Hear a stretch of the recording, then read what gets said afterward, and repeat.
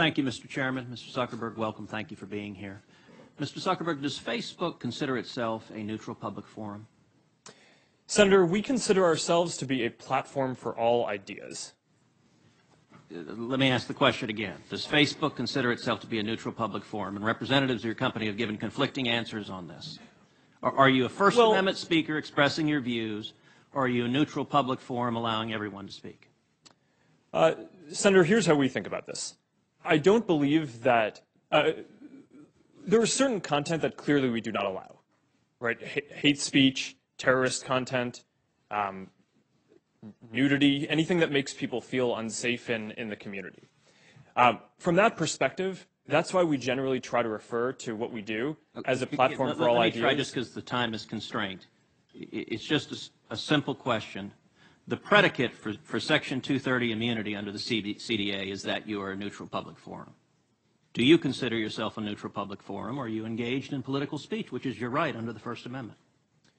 Well, Senator, our goal is certainly not to engage in political speech.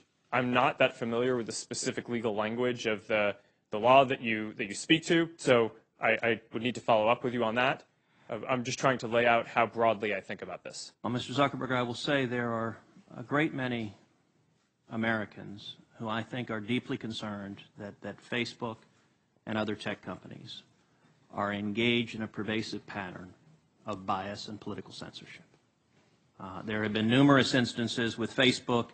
In May of 2016, Gizmodo reported that Facebook had purposely and routinely suppressed conservative stories from trending news, including stories about CPAC, including stories about Mitt Romney, including stories about the Lois Lerner IRS scandal, including stories about Glenn Beck.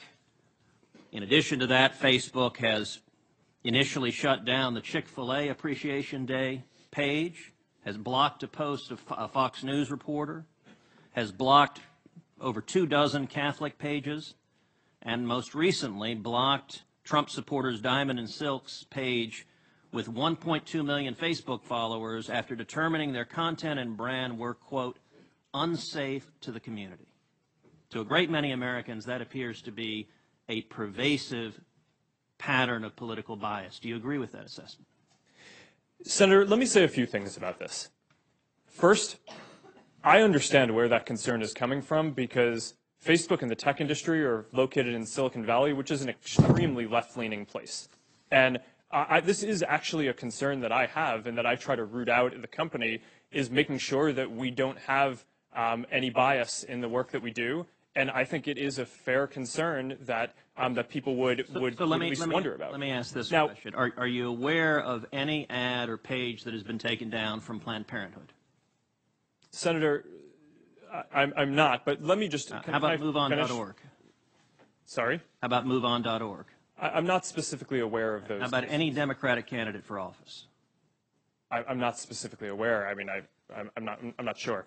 In your testimony, you say that you have 15,000 to 20,000 people working on security and content review. Do you know the political orientation of those 15,000 to 20,000 people engaged in content review? No, Senator. We do not generally ask people about their political orientation when they're joining the company. So as CEO, have you ever made hiring or firing decisions based on political positions or what candidates they supported? No. Why was Palmer Luckey fired? That is a specific personnel matter that seems like it would be inappropriate to speak You just made a here. specific representation that you didn't make decisions based on political views. Well, Is that accurate? I can commit that it was not because of a political view. Do you know of those 15,000 to 20,000 people engaged in content review, how many, if any, have ever supported financially a Republican candidate for office? Senator, I do not know that. Your testimony says it is not enough that we just connect people. We have to make sure those connections are positive. It says we have to make sure people aren't using their voice to hurt people or spread misinformation. We have a responsibility not just to build tools, to make sure those tools are used for good. Mr. Zuckerberg, do you feel it's your responsibility to assess users whether they are good and positive connections or ones that those 15,000 to 20,000 people deem unacceptable or deplorable? Senator, you're asking about me personally? Facebook. Senator, I think that there are a number of things that we would all agree are clearly bad.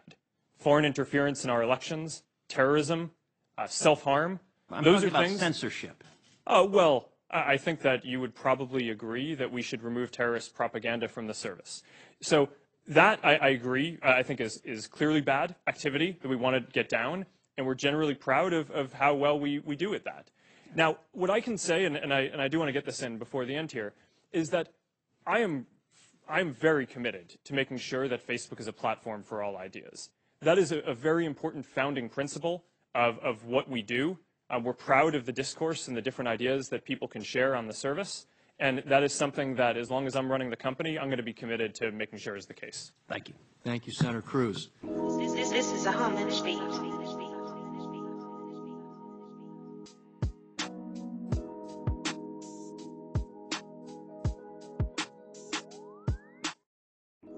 This is a homage beat.